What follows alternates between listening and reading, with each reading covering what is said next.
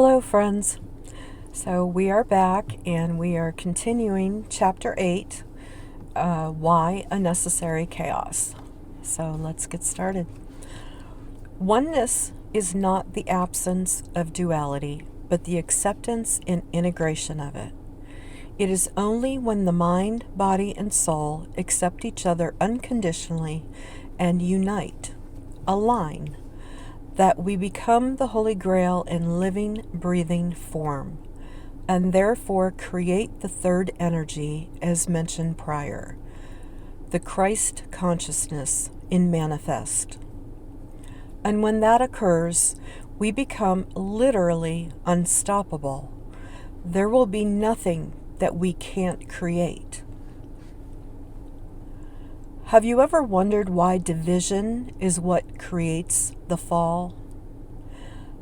Haven't you ever wondered that perhaps division is what drives the ultimate motive behind the tools of fear, guilt, and shame? Remember, united we stand, divided we fall.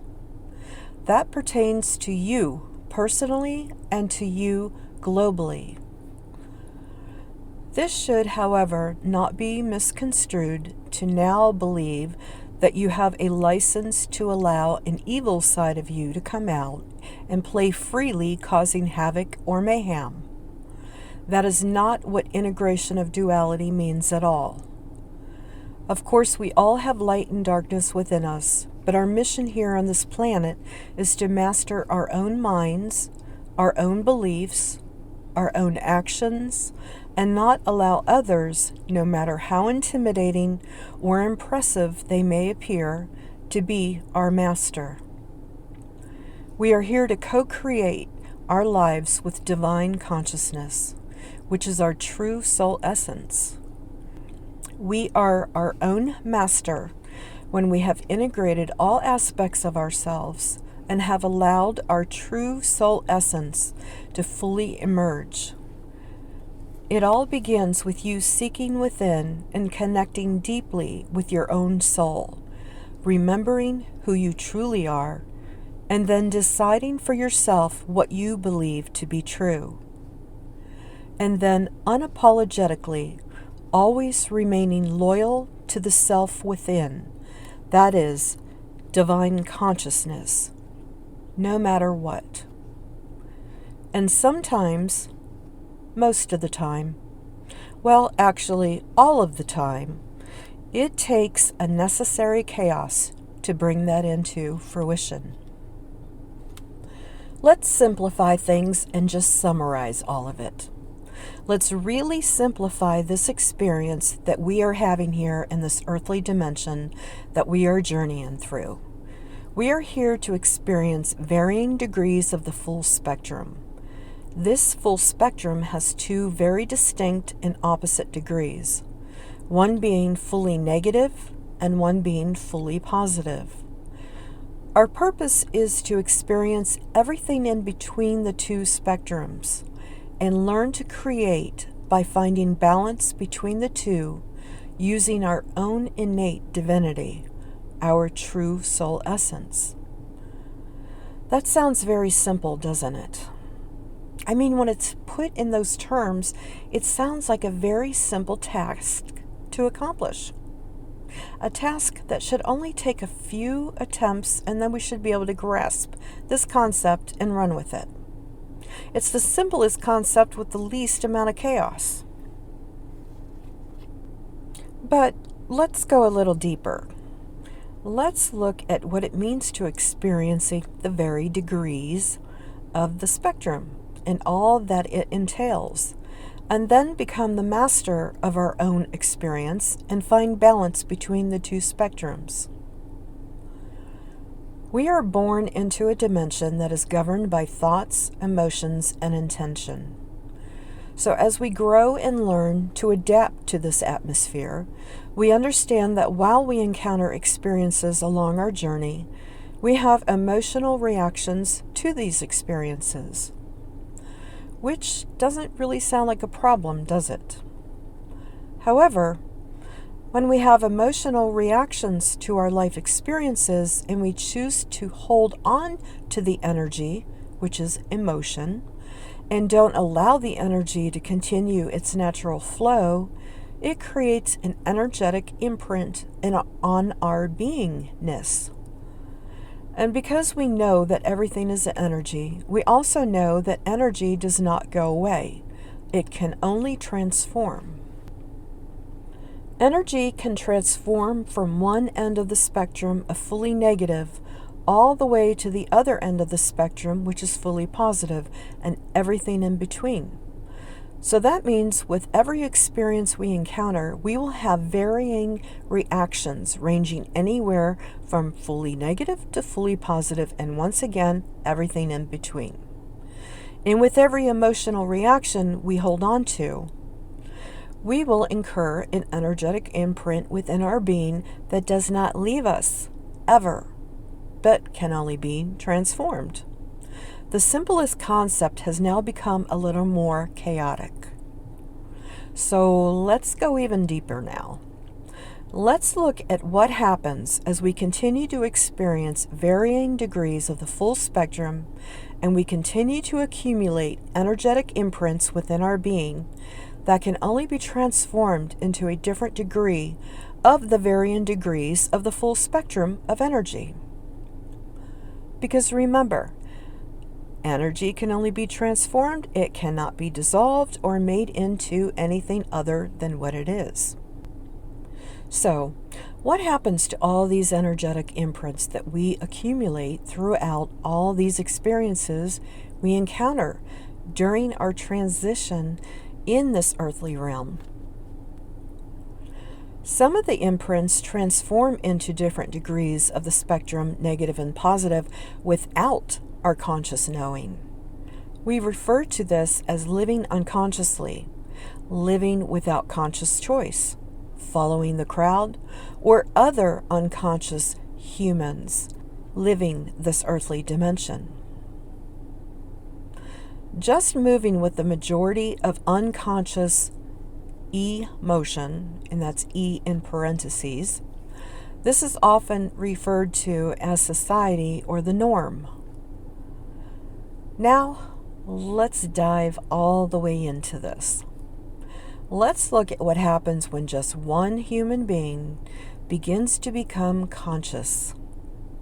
Conscious about the energetic imprints they accumulate, conscious about the choices they make, conscious about their thoughts, conscious about their emotions, conscious about their intentions, conscious about their energy. What happens when one human being becomes conscious? Unnecessary chaos occurs. I was given a word from the divine many years ago, and the word was, love is fear in balance. I have held that word close to me and have pondered upon it many, many, many times over these years, trying to understand the deeper meaning of it. And now I believe I finally understand it. When something remains in an extreme region, it creates an imbalance. Too much fear creates a state of stagnancy and deterioration. Too little fear creates carelessness and a false state of physical invincibility. Too much of a good thing is just as harmful as too much of a bad thing, but it's the experience of the two opposing forces that creates contrast and experiences that we can learn from in the most productive and profound manner. However, when something is in balance, it is in a neutral state and only activated when needed. When fear is in balance and working for us instead of us becoming a slave to it, it serves us well and allows us to recognize that our fight or flight response mechanism is working properly in a situation that appropriately activates it when needed. When fear is in balance, not inappropriately activated, but in a neutral state, neither here nor there, love abounds. We are not to avoid emotions or to numb ourselves to them. We are to experience the full spectrum of emotions, allowing them to flow within you, through you, and then behind you as a seamless stream of energy.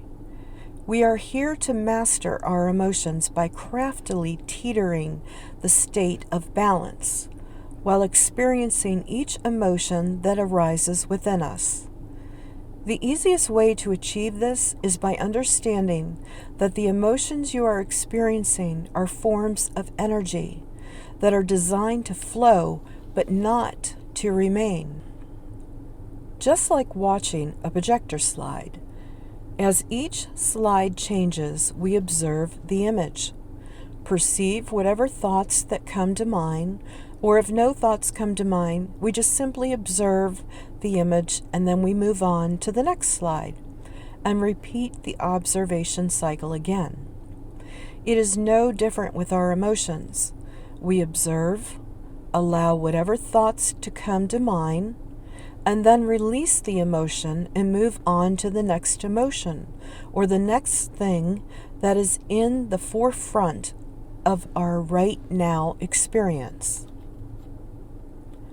Emotions were not designed to be held onto, not the positive ones or the negative ones.